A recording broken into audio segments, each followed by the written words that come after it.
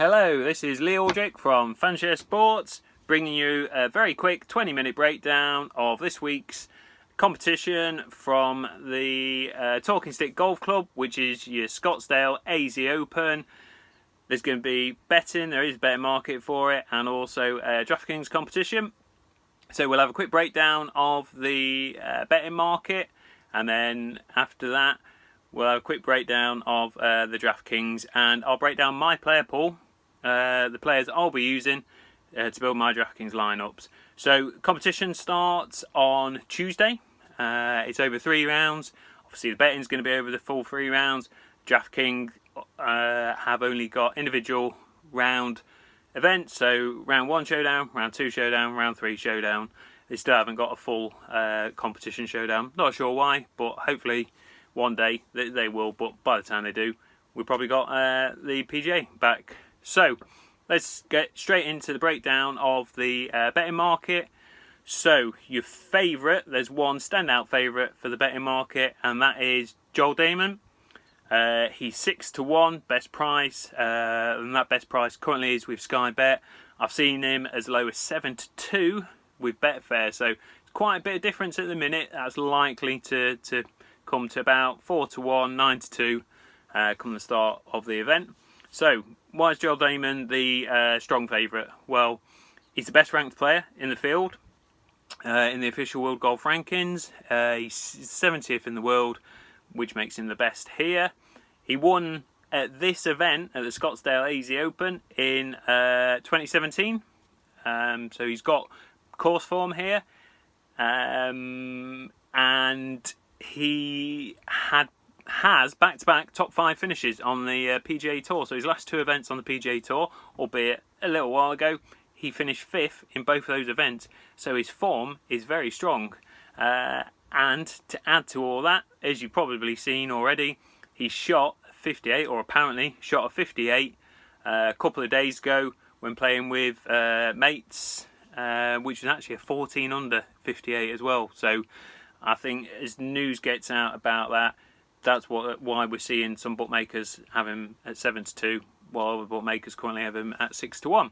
So who are the main contenders then? So we've got 1, 2, 3, 4, 5, 6 main contenders in the betting market.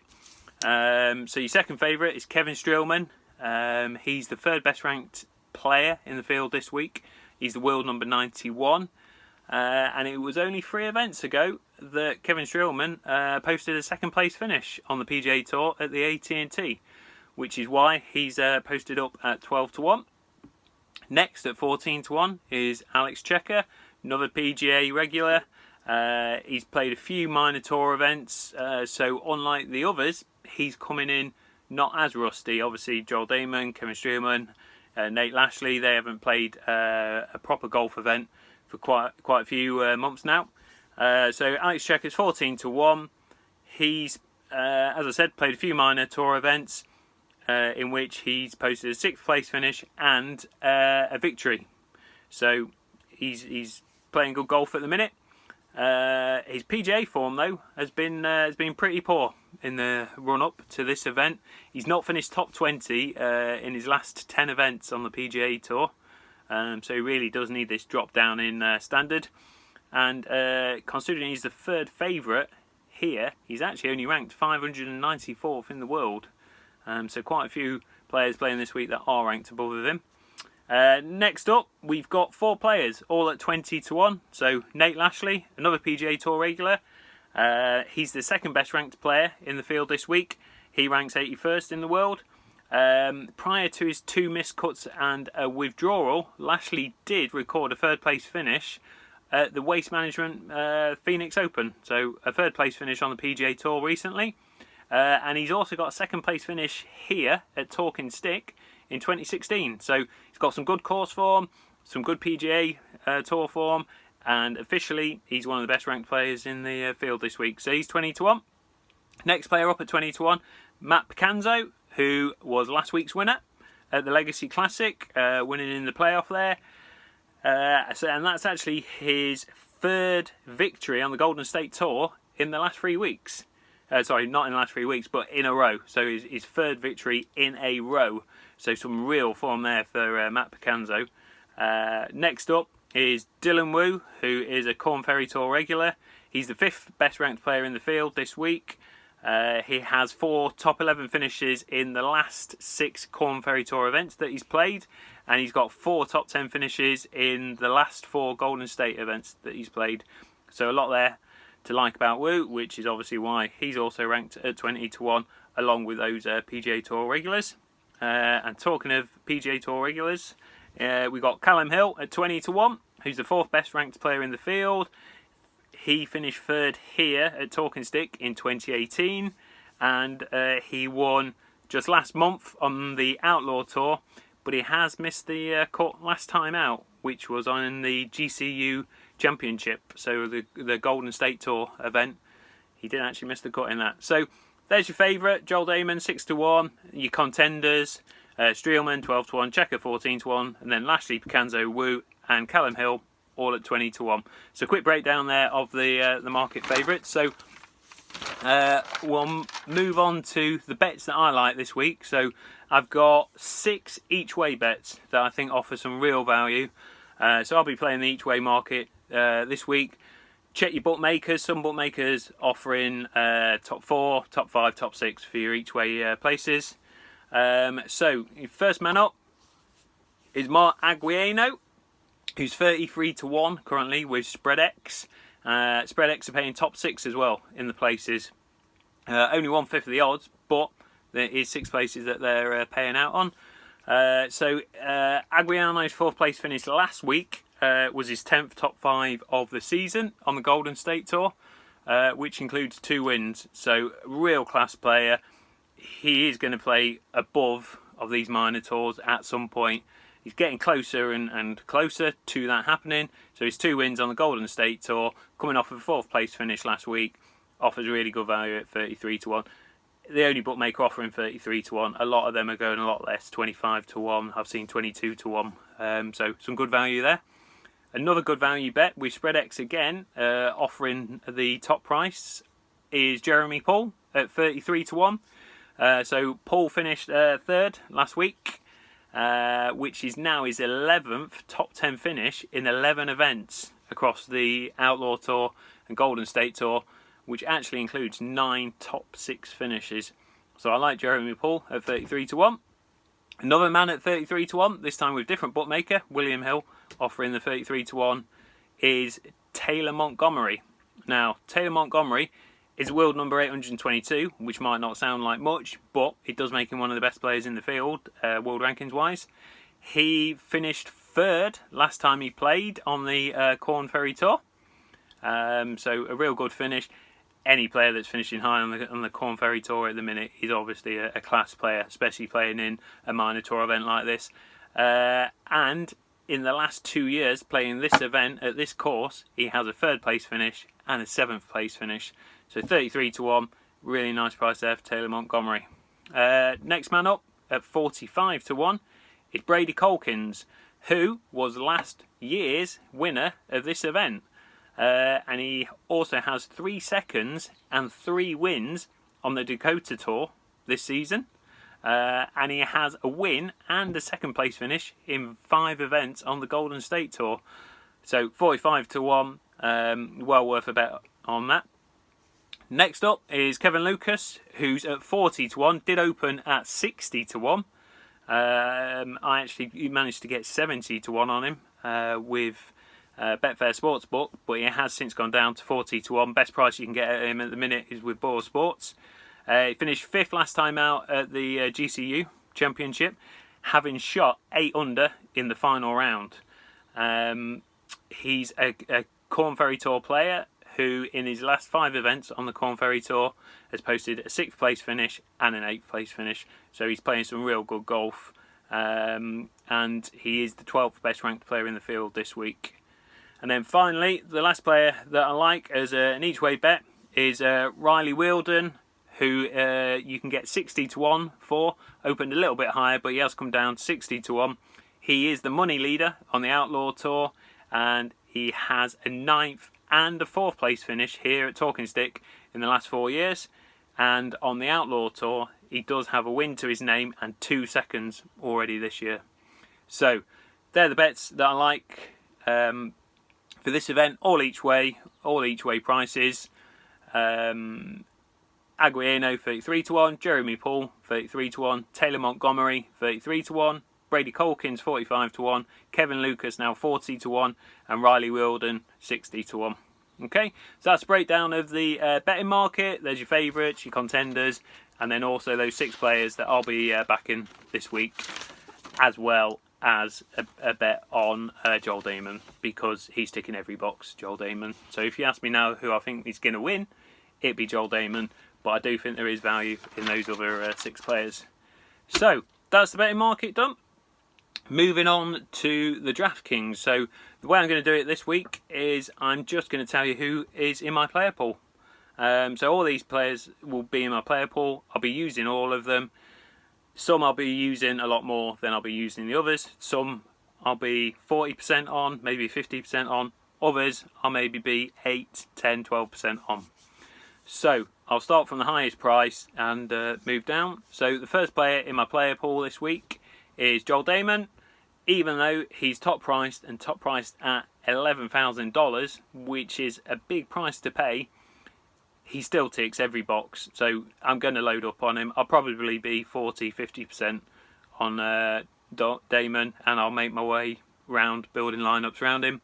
So the reasons, again, why there's so much to like about him: he won here at Talking Stick in 2017.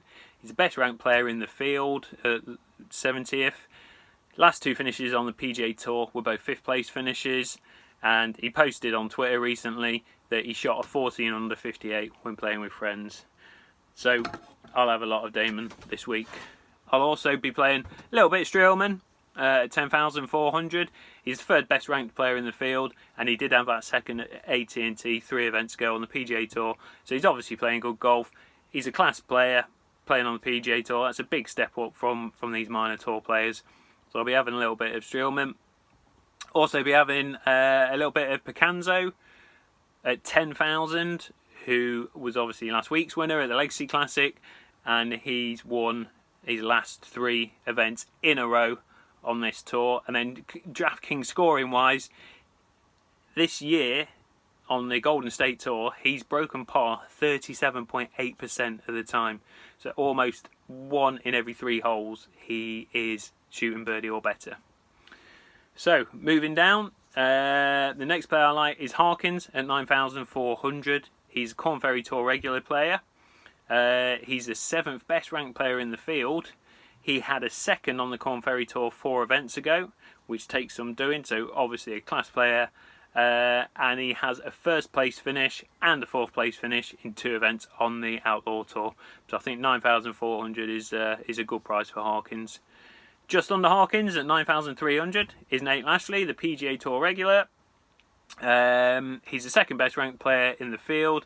He recorded a 3rd place finish on the PGA Tour just 4 events ago, when he finished 3rd at the Waste Management Phoenix Open, and he also finished 2nd here in 2016. So you got your course form there, you got a recent PGA Tour form. He's the 2nd best ranked player in the field, and he's only 9,300. So I think I'll be having quite a bit of Lashley this week as well. Then one of the most stable plays that I've ever seen is Jeremy Paul, 9,200. He's an absolute minor tour star. He's finished 3rd last week, and that 3rd last week was his 11th top 10 finish in 11 events between the Golden State Tour and the Outlaw Tour, which includes 9 top 6 finishes. So you know you've got a very safe floor in Jeremy Paul, and he certainly has the ability to win this event as well, or to shoot the lowest round of round 1 and 2 and round 3. And he also breaks par 34.3% of the time on the Golden State Tour. So another player that's just banging in birdie after birdie after birdie, which is obviously what you want in your DraftKings lineup. And then priced up a very nice 8,900 is the Golden State Tour star Mark Aguiano at 8,900. His 4th place finish last week was the 10th top 5 of the season on the Golden State Tour, which includes 2 wins. So any player that's banged in 2 wins already obviously has that high ceiling that you're looking for, and he has a very, very safe floor as well. So you can't go wrong with Mark Aguirre at 8,900. So then, a player we alluded to in the betting breakdown is Taylor Montgomery, 8,700. He's world number 822. He shot a 3rd place finish last time he played, which was on the Corn Ferry Tour. And he's had a 3rd and 7th place finish here at Talking Stick in the last 2 years. Then we've got Kevin Lucas, 8,600. He finished 5th last time out on the at the GCU Championship, shooting 8 under in that final round. 6th and an 8th place finish on the Corn Ferry Tour in the last 5 events, and he's the 12th best ranked player in the field. Then we got Riley Wheeldon at 8,000. Very nice price at 8,000 for Riley Wheeldon, considering that he has a 9th and a 4th place finish here at this event in the last 4 years. He's got a win already this year at 2 seconds on the Outlaw Tour, and he is actually the money leader on the Outlaw Tour as well. Then moving down to the 7k range, we've got Colton Yates at 7,900. Finished 5th here last year at this event, and since April Yates has 2 9ths and a 3rd between the 2 minor tours, the Outlaw Tour and the Golden State Tour, and statistically breaks par 34.4% of the time on the Outlaw Tour. So another birdie getter. He's playing well at the minute and has that good course form, and he's available for just 7,900. Just under him is Brady Colkins, who, as we alluded to earlier, has won here last year. He's had 3 seconds and 3 wins on the Dakota Tour this season, and a win and a 2nd place finish in 5 events on the Golden State Tour. Breaks par 31% of the time on the Golden State Tour as well. So another birdie getter who should be racking up points. Hopefully then 3 in a row birdie points. They're going to make all the difference in your showdowns. Down at 7,500, we've got Patrick Flavin, who's actually the 9th best ranked player in the field. Yeah, he's priced up down at 7,500. Don't know why, because he finished 4th in his only event on the Outlaw Tour this season, and he has 2 top 3 finishes in his last 10 starts on the South American Tour. So, player that's coming up from the South American Tour to play in this event. 2 top 3 finishes in the last 10 starts on that tour. So a player that knows how to play to a very decent standard, available at just 7,500. Then another player I like down in the low 7,000 range is Ryan Williams at 7,300. He has a 14th and a 7th place finish here in the last 3 years, here at Talking Stick in this event. Has a 2nd and a 3rd place finish this year between the Golden State and the Outlaw Tour, and has 5 top 5 finishes on the Mackenzie Tour in his career. So Mackenzie Tour, step up from these minor tour events. He has 9 top 5 finishes on that tour, so bit of a journeyman, but obviously a very solid player, and a player that can play to a very high standard, and is playing to a high standard at the minute. Available at 7,300. Could be a real nice differential this week, especially in round 1. And then 7,300, we've got Blake Cannon, who finished 9th here 2 years ago, and finished 5th last week at the Legacy Classic. So hopefully he can use that 5th place finish last week and his course history here to post a lovely return for 7,300. Just under him at 7,200, we've got Douglas Quinones, who has a 13th, a 2nd and a 5th place finish here at this event in the last 5 years. So he's a bit of a star at this event. He also has 4 top 10 finishes in a row to end last year's Dakota Tour. So he finished top 10 in all 4 of those last 4 events. Below him at 7,100, and the final player that will be in my player pool is Andrew Funk, who has 4 top 10 finishes on the Outlaw Tour, has 2 further top 15 finishes on the Golden State Tour, and breaks par 29.6% of the time. Now, there may be one other player that I will play a bit of this week. I probably won't play too much of him because he had a bit of a disappointing week last week. But it is the Eagle man, Caleb Corbin, who's priced up at 7,000. So he's cheap enough to take another punt on. He leads the Outlaw Tour for holes per eagle. He's had an awful lot of eagles this season. Seems like he's getting an eagle every tournament. And over his last 5 events across both tours, he's got 15th place, 13th place, 6th place and a 9th place finish. So he's playing well, and he's always just got that potential to shoot a real nice score. So a quick breakdown there of the players that will be in my player pool for this week. I'm going to enter as many lineups as I can using those players. Some will be high owned by me, some will be low owned by me. Now somebody did ask for a quick breakdown of the ownerships or what I think the ownerships will be in this event. So your Joel Damon, even though he's 11,000, I think is going to be between 30 and 40% owned. It's very rare for a player that's that expensive to be high owned, but with the news of that 58 breaking, I think that's going to turn a lot of people towards him, and a lot of people are going to be playing him. There's enough players that are down low to be able to make lineups with him in. So I think he's going to be about 30 to 40% owned. Other than Damon, I can't see that there's really going to be any high-owned players this week. I certainly don't think there'll be any other players in round 1 that are going to be above 30%. Nobody seems to be priced up as a free square like they were last couple of weeks.